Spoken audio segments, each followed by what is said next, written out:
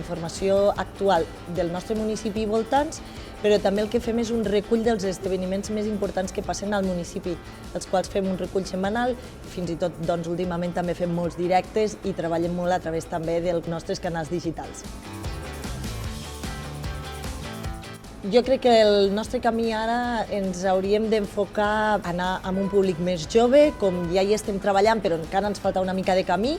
i treballar molt els nostres perfils. Tenim YouTube, Instagram, i el que volem fer és créixer a través d'aquests canals que ens veuen, la veritat, molts esconencs arreu del món.